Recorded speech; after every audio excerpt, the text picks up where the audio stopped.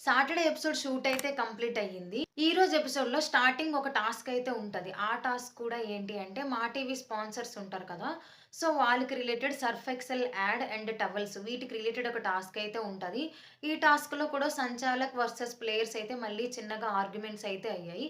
తర్వాత ఫుల్లుగా కోటింగ్ అలాగే ఫుల్లుగా అప్రిషియేషన్. ఎవరికి అంటే కళ్యాణ్ అండ్ డిమాండ్ పవన్ వీళ్ళిద్దరికైతే బాగా అప్రిషియేషన్ వచ్చింది. అలాగే ఫుల్‌గా కోటింగ్ కూడా వచ్చింది.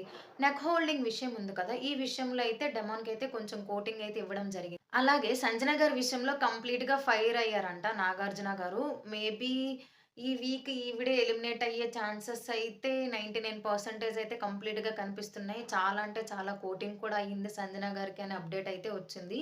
ఇంతకీ మీరేమనుకుంటున్నారు?